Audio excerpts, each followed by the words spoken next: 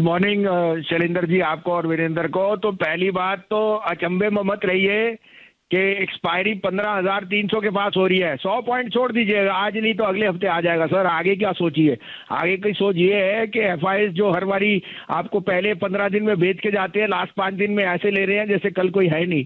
So extremely bullish, technology is being rerated, it means the slight murkiness in banks will be made up. So don't go short on the Nifty for God's sake, because there are enough other legs which are going to move. In fact, I am betting on Reliance and Bharti being the best movers in the month of June, which will take the index to new highs. उससे अलावा you have to concentrate on your mid cap portfolios, which can be volatile. So play the volatility, but this is the time to be into banks, financial services, where I think the risk reward is very favorable. आपको update भी दे दूं, Godrej consumer 818 20 22 में बोला था, 835 हो गया है, 875 का टारगेट कायम है। गोदरेज प्रॉपर्टी आपको 1250 से लेके 1320 तक कहा था, आज 1390 बिक गया, 1425 का टारगेट है। Short term traders can book profit. और टाटा मोटर 316 में दिया था 2 दिन पहले, वो आपका 325 रुपए बिक गया है, तो आप ट्रेडर वहां पे बुक कर सकते हैं। आज के 2 पिक्स अगेन, एक मैंने कल भी रेकमेंड किया था, आज भी रेकमेंड कर रहा हूँ, एयू बैंक, लेकिन अब वो बढ़ गया है। 965 पे आपको कल दिया था, 983 हो गया है। 1000 से 1020 का टारगेट। और अभी भी मैं रीइटरेट कर रहा हूँ, the best mid cap bank will be RBL bank. 206.5-7 में लीजिए, 203 का स्टॉप लॉस है, 225 का टारगेट मिनिमम।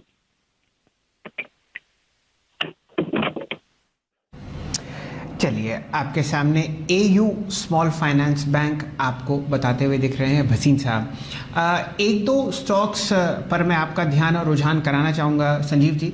बहुत ही बढ़िया मोमेंटम आईटी स्टॉक्स में आपको आता हुआ दिख रहा है, कम से कम फ्रंटलाइन काउंटर्स में। कोई ऐसे एक दो कारण आपको समझ में आते हों जो आप दर्शकों के साथ शेयर करेंगे? Sir, in a recent conference, one of the large broking houses has said that there is no impact on any slowdown and global growth is visible, which means technology spending is going to even go up, or work from home is working very well for the technology pack. तो इसमें मैं 2 नाम recommend करूंगा, HCL Tech and TCS. Stay with the leader. HCL Tech will again start to outperform. In the north, there has been a little slowdown and the cases went up, so there is absenteeism, but the margins and the gross margins are going to be extremely strong. So I would say put my head out with neck out with HCL Tech and TCS.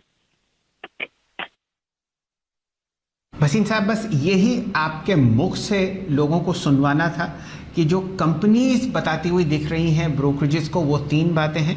Deal pipeline बहुत बढ़िया है, technology spending आपको globally बढ़ती हुई दिखेगी, और साथ ही साथ जो आपको मार्जिन में इजाफा वो इसलिए आता हुआ दिखेगा क्योंकि ट्रैवल कॉस्ट कम हो चुकी हैं और लोग घर से काम कर रहे हैं, इसलिए एडमिनिस्ट्रेटिव कॉस्ट में भी आपको कमी आती हुई दिख रही है।